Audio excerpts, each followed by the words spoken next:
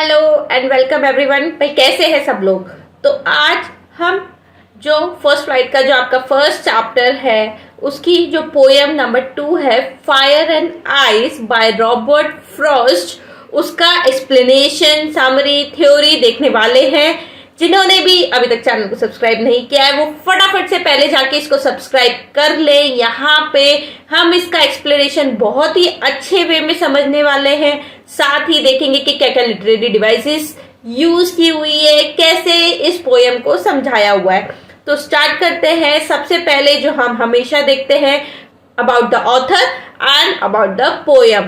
तो बच्चों ये जो पोएम है फायर एंड आइस, ये भी किसने लिखी है? रॉबर्ट फ्रॉस्ट ने। इनकी एक पोएम हम पहले ही देख चुके हैं।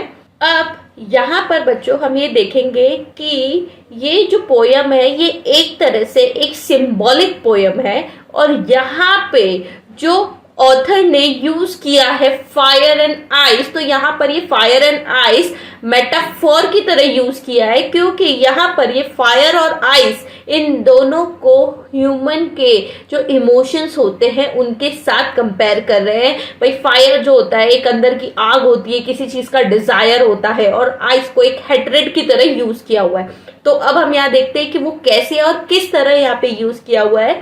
तो मेनली बच्चों इस पोएम में बताया गया है कि जो वर्ल्ड है वो एक ना एक दिन एंड होगा, और वो जो एंड होगा उसका जो रीजन होगा या तो वो फायर होगा या वो आइस होगा, क्योंकि ये जो दोनों ही कंपोनेंट्स है ये सेल्फ डिस्ट्रक्टिंग है। क्योंकि ये जो कंपोनेंट्स है ये एक तरह से यहाँ पे किस वे में यूज हो रहे हैं? भाई ह्यूमन के इमोशंस के वे में यूज हो रहे हैं कि जो ह्यूमन का इमोशन होता है हेट्रेड का, डिजायर का, उसकी वजह से ये जो वर्ल्ड है वो एक दिन एंड हो जाएगा। यहाँ पर जो पोएट है उन्होंने बहुत आर्टिस्टिकली यूज किया है कि भाई जो हमारे अंदर के जो इमोशन होते हैं हम क्या करते हैं, हम उन इमोशन को हम पर हावी होने देते हैं, और ये हमारी सबसे बड़ी गलती है। क्योंकि एक बार हमने हमारे इमोशंस को हम पर हावी होने दिया तो श्योरली ये हर चीज को डिस्ट्रॉय कर देगा। और यही इमोशंस को जो पोएट ने मेटाफोर यूज किया है फायर एंड आइस के वे में, तो वो कहते हैं कि यही जो फायर और आइस है ये एक तरह से आगे चल के जो ये वर्ल्ड है इसका बहुत कैटास्ट्रॉफिक एंड कर सकता है। तो ये बात हो गई कि इस पोएम से हमें क्या क्या चीजें पता चलती है। अब देख लेते हैं लाइन बाय लाइन पोएम में क्या बताया गया है। तो इसका जो फर्स्ट स्टेंजा है वो एक बार देखते हैं। सम से the world will end in fire, some say in ice. From what I have tasted of desire, I hold with those who favor fire.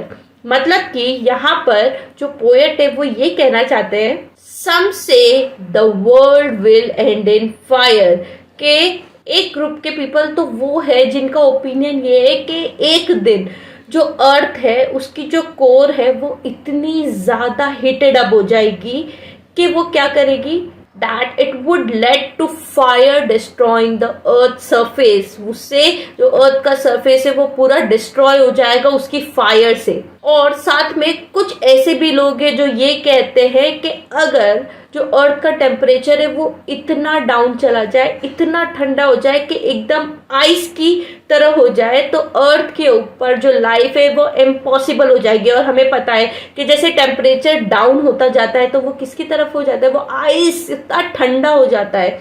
और इनकी वजह से इनका जो इफेक्ट होगा वो क्या होगा, इस वर्ल्ड पे एक कैटास्ट्रॉफिक एंड की तरह हो जाएगा कि यहाँ पर कुछ नहीं बचेगा। मतलब कुछ लोग तो कहते हैं कि ये जो वर्ल्ड है वो फायर की वजह से खत्म हो जाएगा, और कुछ कहते हैं कि वो किसकी वजह से खत्म हो जाएगा, वो आइस की वजह से खत्म हो जाएगा।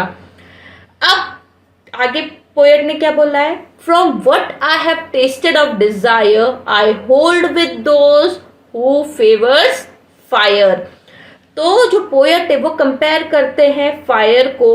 तो यहाँ पर एक्चुअली में पोएट क्या कर रहे हैं, पोएट जो है वो फायर और आइस को ह्यूमन के इमोशंस से कंपेयर कर रहे हैं, और उससे ही वो क्या कह रहे हैं कि what I have tested of desire, कि मैंने जो दुनिया देखी है मुझे पता है कि अपने अंदर की जो डिजायर होती है वो आग होती है, जो पैशन होता है वो जो होता है वो ऐसा होता है कि वो ही एक रीजन बनेगा आगे चलकर इस वर्ल्ड के एंड होने के लिए। I hold with those who favour fire. तो वो कहते हैं कि मैं उन्हीं का फेवर करता हूँ जो कहते हैं कि ये फायर की वजह से एंड होगा। और ये कहकर एक्चुअली पोएट क्या कर रहे हैं, जो ह्यूमन के इमोशंस है जिसकी वजह से ह्यूमन अपने आप को उन इमोशंस को ही रूल करने देता है, और वही वो रीजन होते हैं कि कॉन्सिक्वेंस ऑफ अनमॉनिटर्ड लॉगिंग केओस के। ठीक है बच्चों, ये जो 4 लाइन है यहाँ पर जो लिटरेरी डिवाइसेस होती है मैं साथ साथ में बता देती हूँ। देखो यहाँ पर some say the world will end in fire, some say in ice, from what I have tasted of desire I hold with those who favors fire। तो यहाँ पे जो पोएट है उन्होंने आइस और फायर को ह्यूमन के इमोशंस की तरह यूज किया है। तो एक्चुअली ये जो इमोशंस है, कैरेक्टरिस्टिक्स है, पैशन, डिजायर, हेट्रेड, ये ह्यूमन की होती है। तो fire and ice as a personification use हुआ है यहाँ पे। साथ में यहाँ पे जो लिटरेरी डिवाइस यूज हुई है वो है एलिट्रेशन। हम देख सकते हैं सम से, तो एस एस, नेक्स्ट लाइन में भी सम से एस एस। साथ में यहाँ पर एक और लिटरेरी डिवाइस यूज हुई है वो है एनाफोरा। एनाफोरा क्या होता है, जब सेम वर्ड्स कई बार रिपीट होते हैं, जैसे सम से सम से। ठीक है, तो ये हो गई बच्चों शुरू की 4 लाइन। अब नेक्स्ट 4 लाइन्स हम देखते हैं।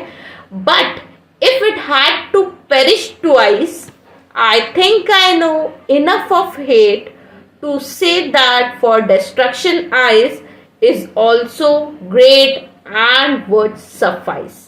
मतलब अब पोएट ये कह रहे हैं कि अगर कभी ऐसा हुआ कि जो वर्ल्ड है उसको कभी 2 बार खत्म होना हुआ, तो जो आइस है वो भी इक्वली कॉम्पिटेंट होगी फायर के इस वर्ल्ड के डिस्ट्रक्शन में। क्योंकि जो हेट्रेट होता है ह्यूमन का वो भी ऐसा होता है कि जिसकी वजह से सब कुछ डिस्ट्रॉय हो सकता है। तो एक्चुअली में यहाँ पर क्या कर रहे हैं, उस आइस को उस हेट्रेट से कंपेयर कर रहे हैं कि ये जो हेट्रेट है ये भी उतनी ही क्षमता रखती है सब कुछ खत्म करने के लिए। तो मतलब कि अगर वर्ल्ड फायर से एंड हो सकता है तो वो आइस से भी एंड हो सकता है। हाँ, फायर से हो सकता है कि जो डिस्ट्रक्शन हो वो बहुत रैपिड हो, लेकिन अगर आइस से देखा जाए तो वो भी एक साइलेंट डैमेज करने की क्षमता रखता है। क्योंकि अगर हम कहें जो फायर है वो प्योर पैशन है, तो जो आइस है वो भी एक प्योर रीजन होगा सब कुछ खत्म करने का। तो बच्चों यहाँ पर पोएट ने बहुत आर्टिस्टिकली यूज किया है फिलॉसफी कि हम हमारे इमोशन को हमारे ऊपर हावी होने देते हैं, जिसकी वजह से हमारा जो डिजायर, पैशन, हार्टेड होती है वो पूरी क्षमता रहती है कि हमारा काम हम ही हमारे हाथ से बिगाड़ दे, और ये हो सकता है डिस्ट्रक्शन के ही कारण। तो इसलिए हमें हर चीज को बिल्कुल नॉर्मल वे में रखना चाहिए, ना किसी से बहुत ज्यादा हेट करनी चाहिए। जो हमारा पैशन है वो हमारे तक रखना चाहिए, उसको कभी भी ऐसा नहीं करना चाहिए कि वो दूसरे को भी बर्बाद कर दे। ठीक है, तो ये था इस पोयम के बारे में। और एक और बात बच्चों, अगर आपको इस पोयम के समरी, एक्सप्लेनेशन, नोट्स चाहिए हो तो आप ई सरल ऐप को डाउनलोड कर ले, वहां पर आपको इसके प्रॉपर नोट्स मिल जाएंगे। तो अभी तक जिन्होंने चैनल को सब्सक्राइब नहीं किया है वो फटाफट से इसको सब्सक्राइब कर लें, वीडियो को लाइक करें अगर पसंद आया हो, और जो आपका जो नेक्स्ट चैप्टर है उसमें हम जल्दी मिलेंगे। All the best.